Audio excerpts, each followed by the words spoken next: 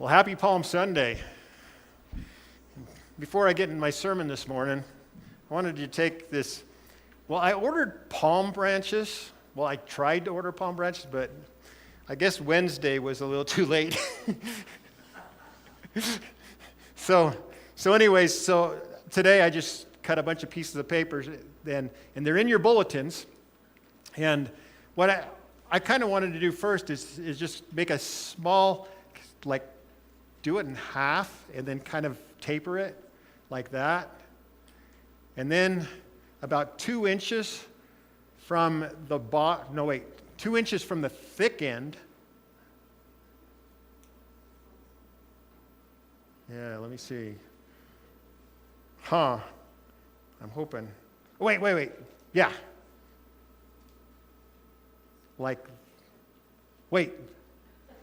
Like this, kind of fold it over like this, yeah. So 2 inches from the thick end, so about 2 inches, or 1.5 inches, something like that. And then fold it a 90-degree out, about an inch from or about 3/4 of an inch from the top, like that. And then about 3/4 of an inch from that end, go like that. Fold it back over. So it kind of looks like that. Okay, I practiced this over and over again. Okay, then fold it back over again, like that. And so then you take the loose end and you curl that around and fold that back under. There, you have like a cross. I'll be testing you guys at the end of the service. Anyways, let's turn to Matthew 21. Happy Palm Sunday. You know, about 2 millennia ago, Jesus made his triumphal entry through Jerusalem. And as you hold your cross that you made from the palm, or the piece of paper representing the palm, lots of representation today. Remember that Jesus' reason to come to earth was to be lifted on a cross. You know, and today as we celebrate Palm Sunday, Jesus was the center of attention in this awesome parade of praise and rejoicing. Hosanna to the King of Kings, the Hosanna in the highest, the Son of David, the Messiah. And they were waving their palm branches, they were laying their coats. He was riding on this colt. And what did Jesus feel then? I mean, I imagine he felt amazing. You know, he could have been soaking it all in. He could have been envisioning that when he would be taken the throne in Jerusalem, and all creation would worship him, and even as the palm branches just bowed before him. But we know he wept when he saw Jerusalem, but did he smile? Did he laugh with the children as they sang praises to him? Did he see through the pomp and circumstances to the cross? But then, who for the joy set before him, he endured the cross, scorning its shame. Did he see beyond that cross to you and I, completed, standing before him in heaven? In Matthew 21, starting with verse 1, as they approached Jerusalem and came to Bethphage on the Mount of Olives, Jesus sent 2 of the disciples, saying to them, "Go to the village ahead of you, and once you will find a donkey tied there, with her colt by her. Untie them and bring them to me. If anyone says anything to you, tell him that the Lord needs them, and he will send them right away." This took place to fulfill what was spoken through the prophet. "Say to the daughter of Zion, see, your king comes to you, gentle and riding on a donkey, on a colt, the foal of a donkey." The disciples went and did as Jesus had instructed them. They brought the donkey and the colt, placed their cloaks on them, and Jesus sat on them. A very large crowd spread their cloaks on the ground, while others cut branches from the tree and spread them on the road. The crowds that went ahead of him and those that followed shouted, "Hosanna to the Son of David! Blessed is he who comes in the name of the Lord! Hosanna in the highest!"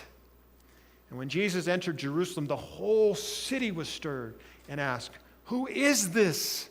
The crowds answered, "This is Jesus, the prophet from Nazareth in Galilee." Please, let's keep your places here in Matthew as we turn to 1 Kings 1:32. Jesus was making a statement when he rode that colt into Jerusalem. And if you read the Matthew account, it's a colt and the mom. How do you ride two? Did he straddle him or what? But he was sitting on a colt of a donkey. He was the son of David, claiming his rightful throne. In Kings, there's a parallel to what Jesus is doing in history. Back in the time of David, a similar occurrence happened. David had several sons, and one of them, Solomon, was the one that he had chosen to be king in his place. And while David is on his deathbed, Adonijah, one of his other sons, decided, hey, this is my time. Dad's on the deathbed. We're going to arrange this thing. We're going to set up the prophets. We're going to set up David's commanders. We got this thing. We're going to set the city up. We're going to get this. I'm going to be inaugurated king. Well, my father's on his deathbed. Solomon, he has known nothing about it. There's no stopping me. And so while this is all happening, Nathan comes, and we're going to read about this in 1 Kings 1:32. King David said, this is after Bathsheba says, hey, your son Adonijah is trying to be king. He's got the whole inaugural celebration going. I thought you wanted Solomon to be the king. And so David responds to this with, there is going to be something to stop him. So King David said, call Zadok, the priest, Nathan the prophet, and Benaiah, son of Jehoiada. When they came before the king, he said to them, take your Lord's servants with you, and set Solomon my son on my own mule, and take him down to Gihon. Okay? And Gihon was where the temple was. There, have Zadok the priest and Nathan the prophet anoint him king over Israel. Blow the trumpet and shout, long live King Solomon. Then you are to go up with him, and he is to come and sit on my throne and reign in my place. I have appointed him ruler over Israel and Judah. Benaiah, son of Jehoiada, answered the king, Amen. May the Lord, the God of my Lord the king, so declare it. As the Lord was with my Lord the king, so may he be with Solomon, to make his throne even greater than the throne of my Lord King David. So Zadok the priest, Nathan the prophet, Benaiah, son of Jehoiada, and the Kerethites and the Pelethites went down and put Solomon on David's throne, a mule, and escorted him to Gihon. Zadok the priest took the horn of oil from the sacred tent and anointed Solomon. And they sounded the trumpet, and all the people shouted, Long live King Solomon! And all the people went up after him, playing flutes and rejoicing gladly, so that the ground shook with this sound. Adonijah and all the guests who were with him heard it as they were finishing their feasts. On hearing the sound of the trumpet, Joab asked, What's the meaning of the noise in the city? Even as he was speaking, Jonathan, son of Abiathar, the priest, arrived. Adonijah said, Come in. A worthy man like you must be bringing good news. Not at all, Jonathan answered. Our Lord King David has made Solomon king. The king has sent with him Zadok the priest, Nathan the prophet, Benaiah, son of Jehoiada, the Kerethites, the Pelethites, and they have put him on the king's mule. And then right after that, Adonijah says, oh, I'm in trouble now. And he runs for the altars and he begs for his life. From being king to begging for his life. Let's turn to Zechariah 9:9. And they put him on the king's mule. I'm sure the trek that Solomon made was almost identical to the one Jesus made from Jerusalem, the streets of Jerusalem, to the temple.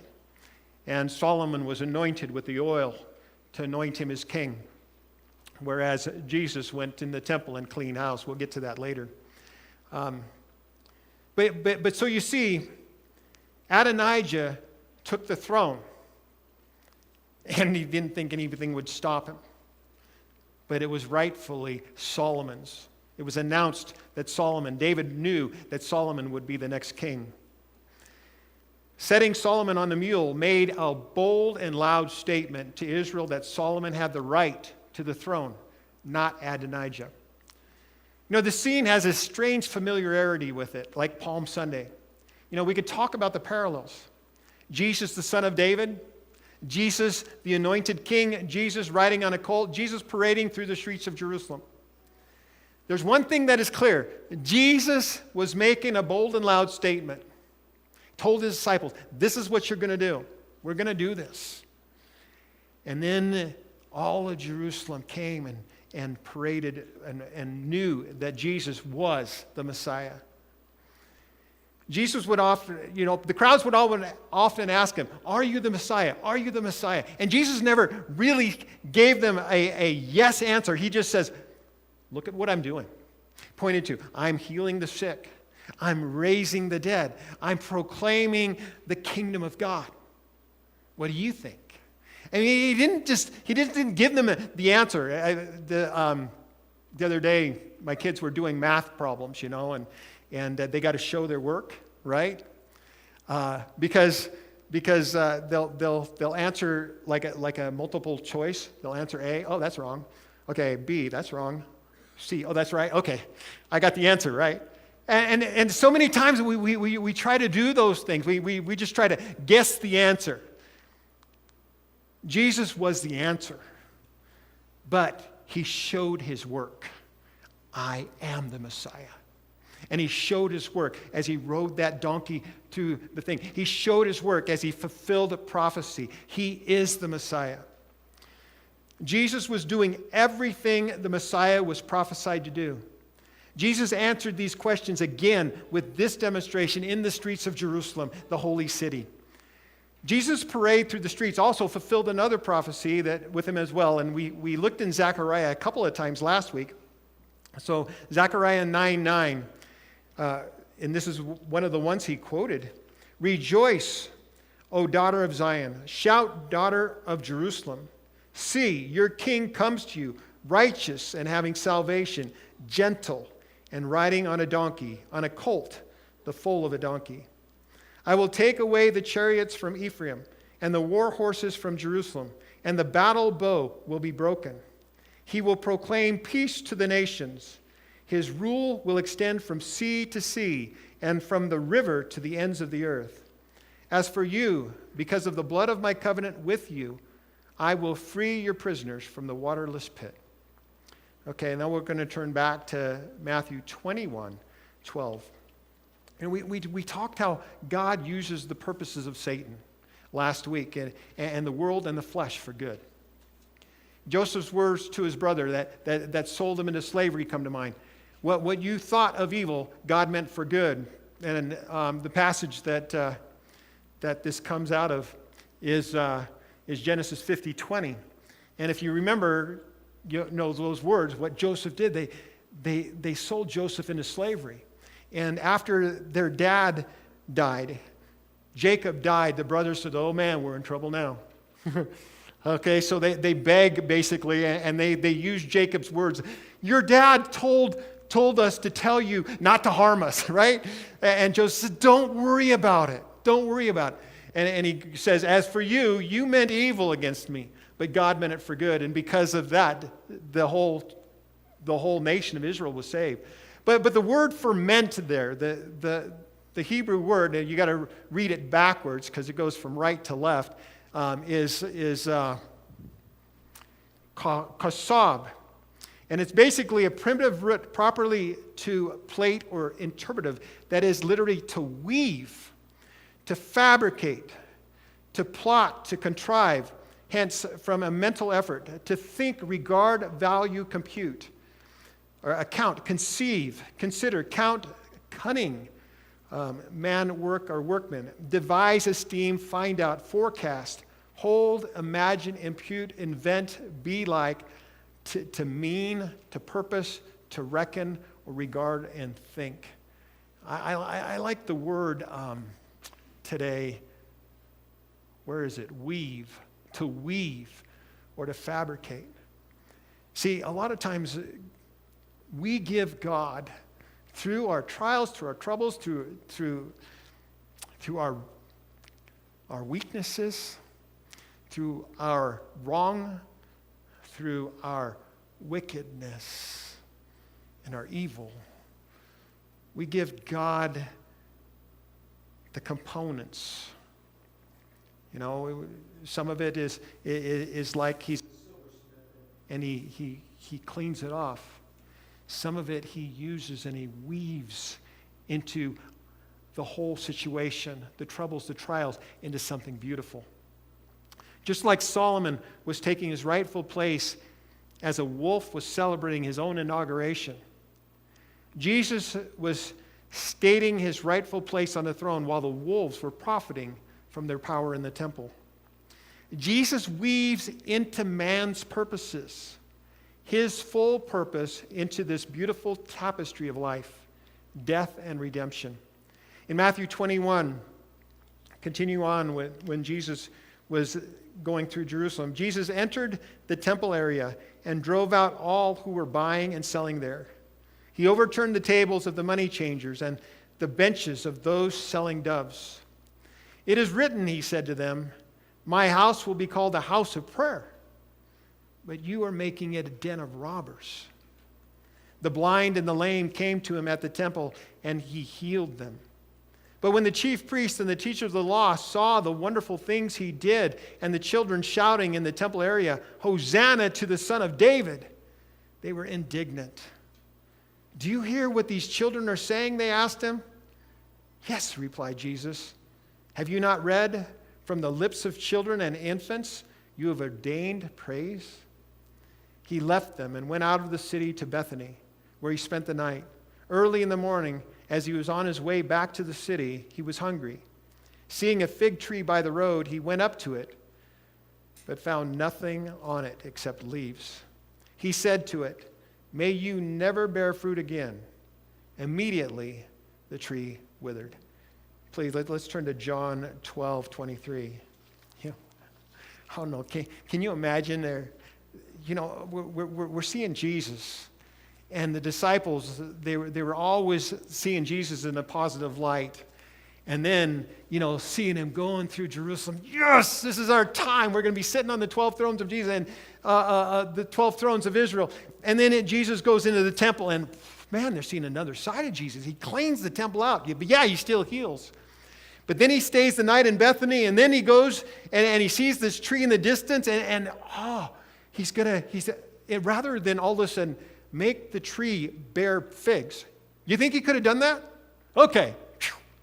This fig tree didn't bear any fruit? Chew. Okay, now I can get some figs from it. Instead, he curses the tree, and it withers. It withers.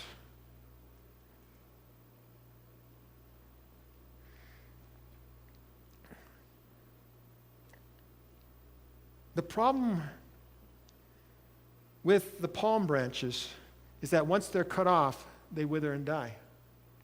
The problem with Palm Sunday is that less than 6 days later, less than 5 days later, the same place, maybe even the same people that were shouting, Hosanna in the highest, were shouting, crucify him.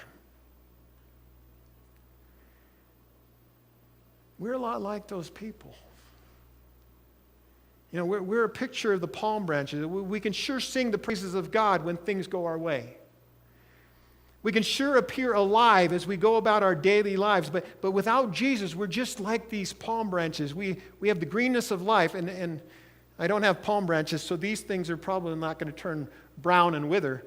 But if we had the palm branches, they would show signs of death almost immediately. Like the fig tree without fruit that Jesus cursed, these branches will wither and fade into lifeless brown. Like Adonijah took the throne and rightfully belonged to Solomon, son of David, we tend to celebrate our own inauguration. I'm the king, right? It's my life. It's my life, right? It's my time. It's my things. It's everything. And we set up ourselves on the throne instead of giving it to the anointed Son of David, Jesus. See, without Christ, we're like the profiteers in the temple. We use the temple of God, our lives, to love the world instead of making it the connection to God through prayer that it was intended to be. We become fruitless, leafy, good-for-nothing shrubs, shepherds who feed only themselves, clouds without rain, blown along by the wind, autumn trees without fruit, and uprooted, twice dead. Without Jesus and his weaving into us himself and his purposes, we find ourselves just a tangled mess. Jesus, as he rode that colt through Jerusalem, could have chosen to grasp a hold of this earthly throne, this earthly rule. I think he chose not to about 3 years earlier when he was in the wilderness and Satan said, "Hey, look at all these kingdoms. Look at all of this. I will give them to you. All you have to do is bow to me. I'm the rightful king." Satan was trying to be that Adonijah and said, "I'm the rightful king. Bow to me. That's all you have to do. You're the son of David, but you can bow to me." And Jesus says, "No.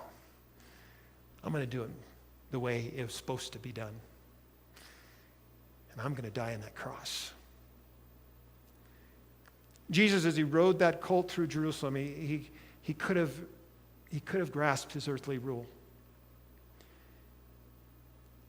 As Jesus rode through the waving palm branches and heard the wonderful praises, I'm sure he heard those words of Satan. Just bow. Make it easy. Worship.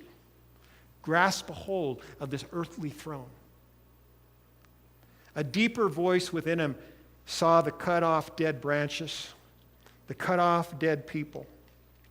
He chose to first offer his life. He chose to cut himself off by heading down the road to the cross. And instead of cursing all the people that were cut off from whom he chose, who were cut off from him, he chose to cut himself off so that we could be grafted in to new life in him.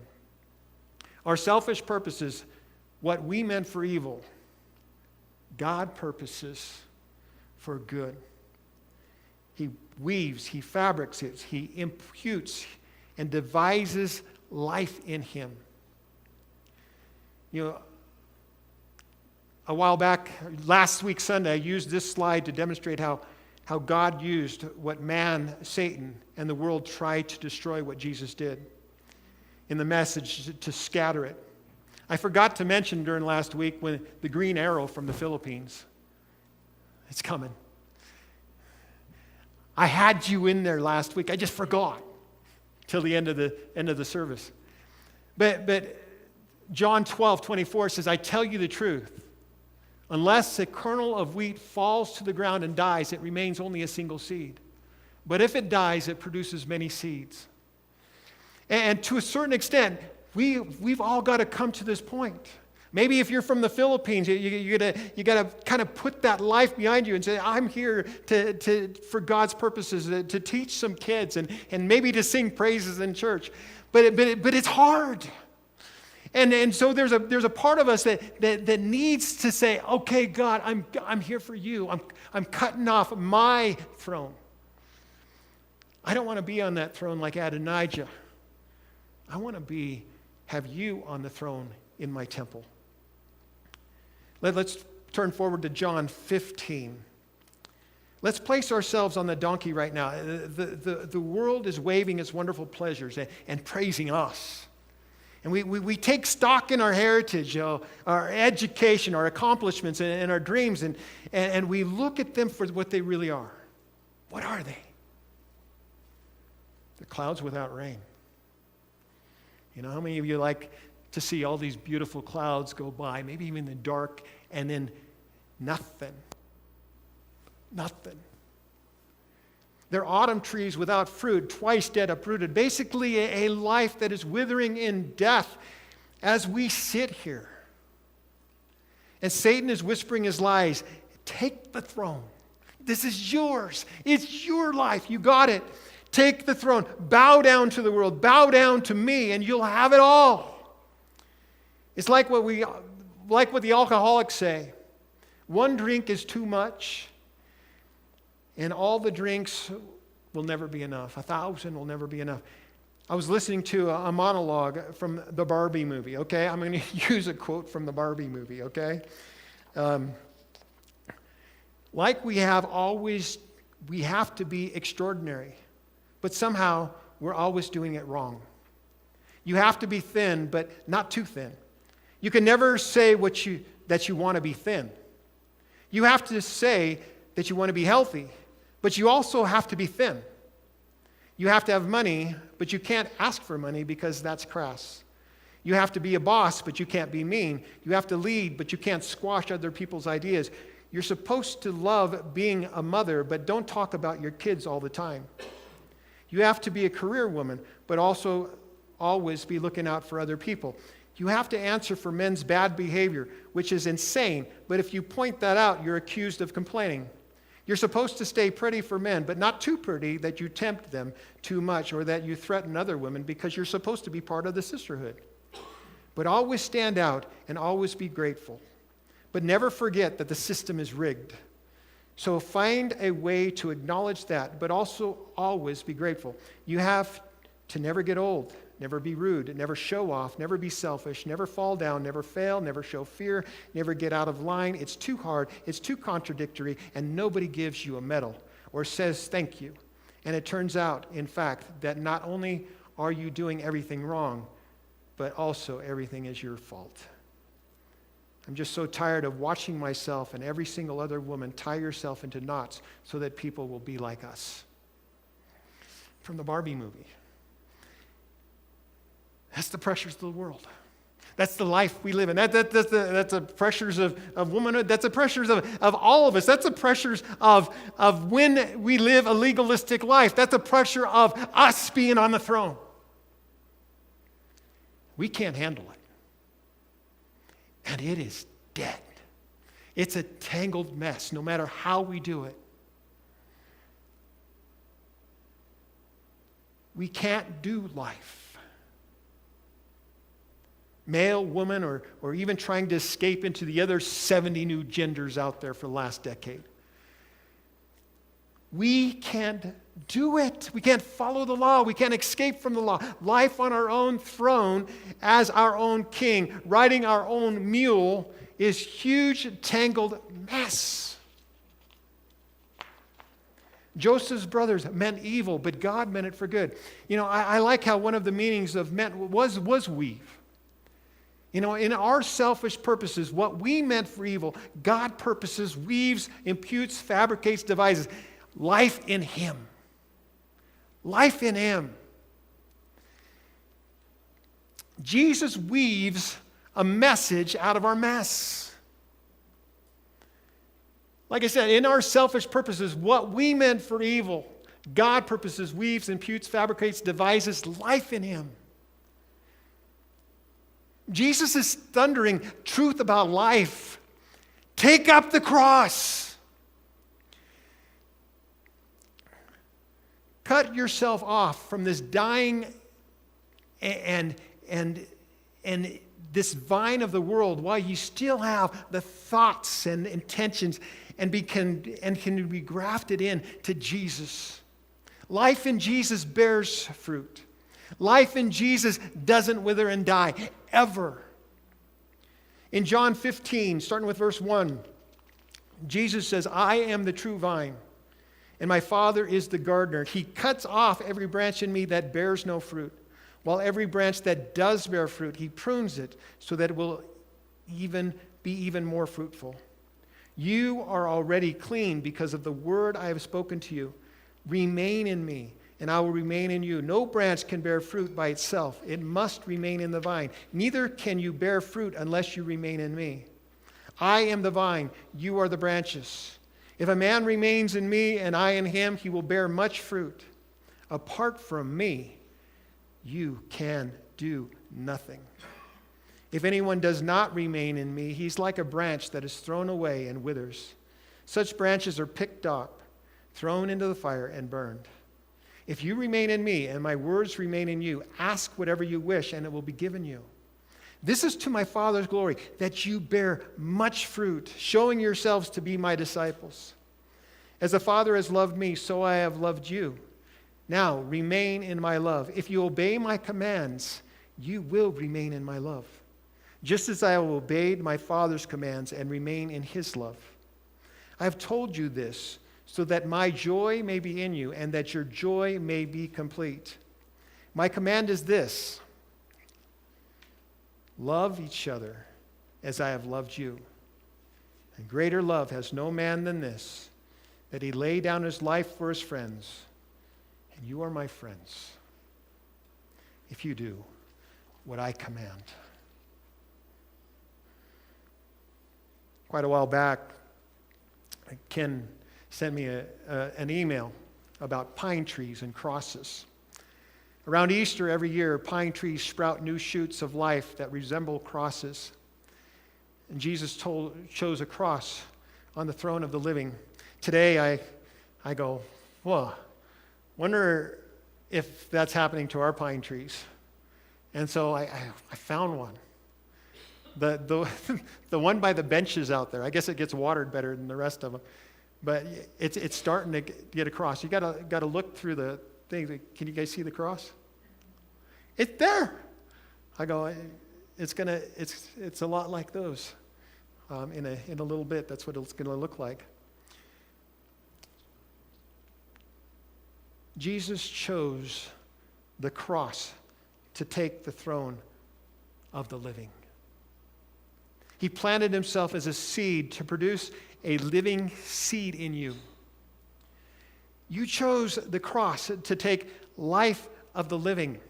You plant the seed of faith by dying to yourself and living to God as a fruitful, joyous, living branch connected to Jesus.